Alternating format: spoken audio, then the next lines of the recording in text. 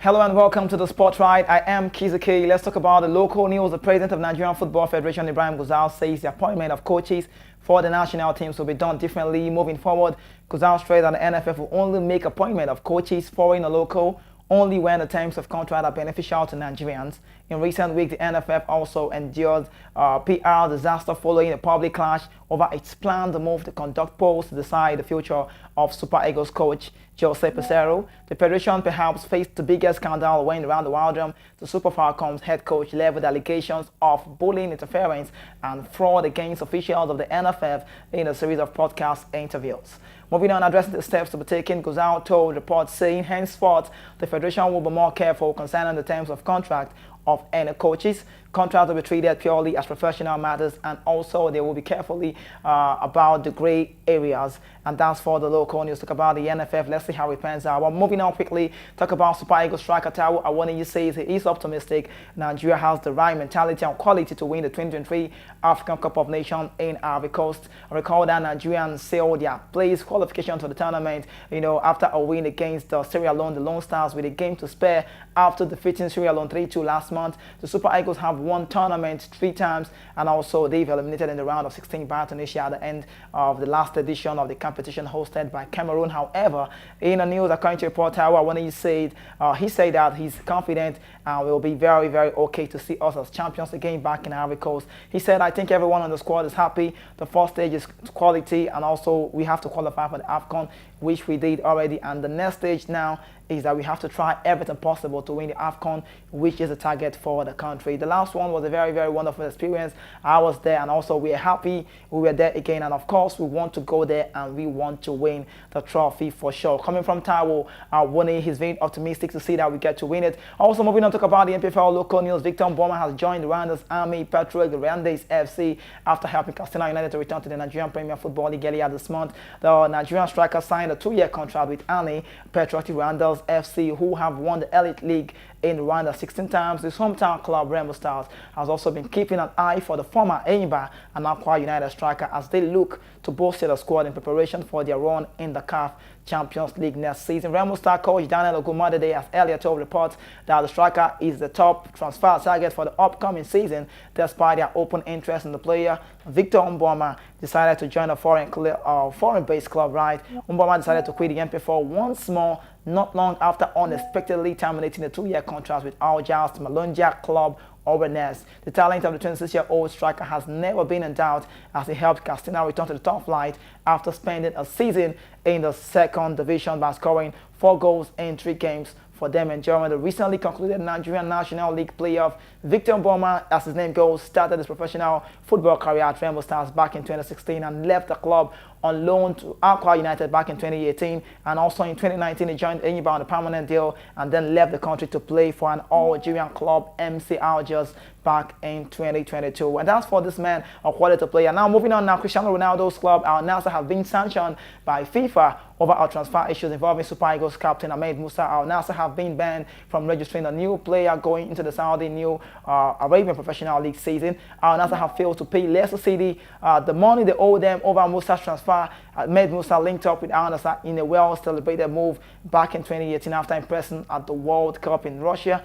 Al Nassr paid Leicester City €16.50 million to secure the services of Ahmed Musa. The former Saudi Pro League champion, however, yet to pay the add-on despite the court arbitration for the sports ruling. Al Nassr were ordered to pay the Foxes €460,000 in performance-related add-ons. The Saudi Arabian giant also failed to pay ruling forced FIFA to ban them for registering the new player ahead of the season. It doesn't sound to be a good news. I don't know how this goes. But moving on again, Saudi Pro League club Al Hilal have made an improved offer for French midfielder Maestro Paul Pogba the summer transfer window. The Saudi Arabian club have initially made an offer of €100 million across 3 years of the Juventus midfielder. According to reports, says that the club have bumped up the offer of €150 million. Last week, reports made the rounds that Pogba was being courted by Saudi Arabian club, and recently he was spotted on a trip to Jeddah, Saudi Arabia. Though it was claimed that the trip was for personal reasons, he also visited the premises of 2 Saudi Arabian club side, Al Hilal and then Al Ahly. Pogba had a series of injuries,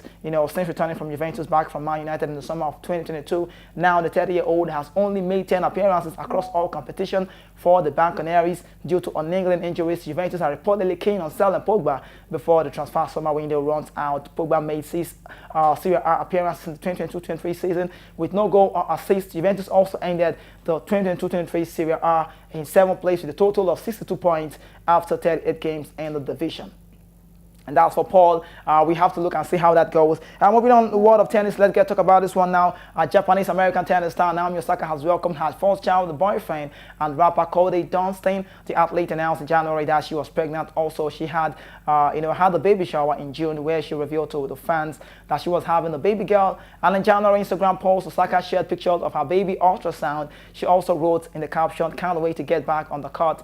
Well, here is a later live update for 2023. The 4-time Grand Slam single winner expressed her excitement about being a mother, stating that she would return to the court at the 2024 Australian Open. "I know that I have so much to look forward to in the future. One thing I'm looking forward is for my kid to watch one of my matches and tell someone, hey, that's my mom," and she laughed. Haha. 2023 will be a year that will be full of lessons for me, and I hope I will see you guys at the start of the new one. Of course, I'll be at the Australian 2024. Love you and all, definitely, she wrote in a post. A source close to the athlete revealed on Tuesday that Osaka birthed the child in Los Angeles, and then that her new family is doing very well. People report speaking with people she knows right in April. Osaka said that the new parents were still deliberating on names for the baby, but would be going for something more unique than traditional. That's for Naomi Osaka, legendary in the game. She welcomes the baby this time around, but congratulations to this lady. Now, Novak Djokovic left Vest calls for privacy after Carlos Alcaraz's father was caught filming the Serb. So it seems like Alcaraz wants to gain an early stage over the 36-year-old, even though he stands 2 big wins away from the possible meeting for the last 4 edition. Every player who stepped onto the center court to face Novak Djokovic and Wimbledon would have believed that there would be one to get better of the legends, but none of them have done that, and it had only added to the legacy of Djokovic in tennis overall and that of the SW19. That they must have studied his move on court, his strength, his weakness to have the edge. Yet the Serbian remained unbeaten for 43 straight matches as he now stands on the verge of not just retaining the title for the 5th time or straight time, but also level Roger Federer's Open era record of 8 triumphs at Wimbledon. Carlos Alcaraz, the world #1 and top seed at the 23 championship, has also been touted as the lone player to end Djokovic's long-standing streak. The Spaniard had already battered his previous Wimbledon show and reached the quarterfinals for the first time in this slam, and now stands 2 wins away from setting up a possible Djokovic clash in the final and avenging his loss at Roland Garros last month. Alcaraz has reiterated it many times through his run-up over the fortnight in Wimbledon that he wants to be in the final and play against Djokovic. He has faced the Serb before and claimed the win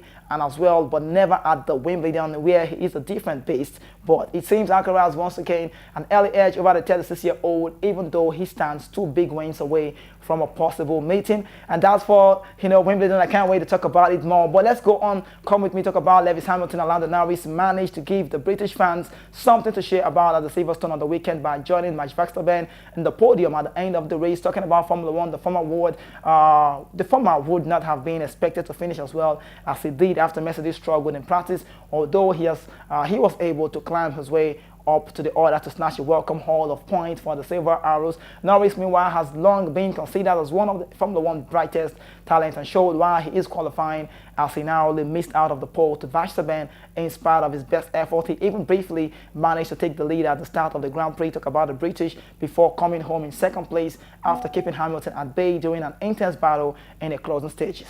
Moving on, Hamilton went on to admit that his Mercedes car was no match for the impressive pace of McLaren, who left many people surprised by doing much better than expected at Silverstone. The 36-year-old said, "That thing was rapid through the high-speed corner. Wow, I could not even keep up. It's positive for us as a team to know we are not as far away. We just need to keep pushing and we can catch those guys on the front. We had a good later battle there and I just didn't have the grunt on the straight." And that's for Formula One. And at this point, it's time for me to go on the show. Was really a pacey one, a whole lot of talking points in the world of football, world of basketball, and the rest of that, everywhere as sports would go. But I want to wrap up the show by letting you know the latest on ground at the moment. Just you need to know Harry Kane has been the man in the news, and everybody knows Harry Kane. He's a very wonderful goal scorer I call him the man that can actually get to give you 29 goals every season. Plays for Tottenham Hotspur. Will be reporting back with the club today to meet up with Ange Postecoglou, the manager of the club, and they've come to say, we don't know the fate about this man. Is he really going to stay or not? But he has to return back to the club. Then we get to know what's next. So Bayern Munich, the Bavarians, are really keeping an eye on Harry Kane, but it feels like it looks sticky as they are turning down their minds and moving on to the Man City World Cup winner, a man who got treble for himself. He's just 22. His name is Julian Alvarez. Julian Alvarez might be, I don't know, just for time. We'll see how it goes. Might be making a move away from, Manchester City to join the Bavarians, and that would be a very incredible one to see, because anytime any day, I'll let you know he's going to play second fiddle to Erling Braut Haaland as far as football is concerned at the moment. And that's just what I'm saying. The World Cup winner, Julian Alvarez, making that wonderful move to, Bayern Munich, if he tends to do so. One thing I know about Pep Guardiola, he will never hold back any player that wants to go. Also another man in the news again was can I recall? Yeah, that's his name. That's the man who Calvin Phillips, have come to say, yes, I need to leave. I don't feel happy, and sometimes I have to reunite to my former manager and talk about Marcelo Bielsa saying, you need to up your game again if you want to play good football. Don't feel so bad. And he's been feeling so bad. He won the treble, but he wasn't really a starter for Man City, and that has been a very bad one. So lastly on the show, wrapping up, let's talk about one man, Victor Osimhen, on the news. Paris Saint-Germain are the closest to want to snap up Victor Osimhen, but we have to look, just let's sleep, wait and see how that pans out. If this Nigerian prolific goal scorer Victor Osimhen will be making that move. But it's really been fun talking about sports with you on the Sport Ride. This is the best place to be at all time. I am the man that give you all the update on TV. I am Kiza K, and also we get to do this tomorrow again when I return. That's going to be a Thursday on a very different version of the show. This is Voice of the People TV. Get to connect with us on social media as well as Voice of the People VOPTV Live, and we get to talk more. And also on our YouTube page, Voice of the People TV. Drop your comments and then we get to talk, have a chit chat. But for now, I'm signing out. My name is Kiza K. Bye-bye for now.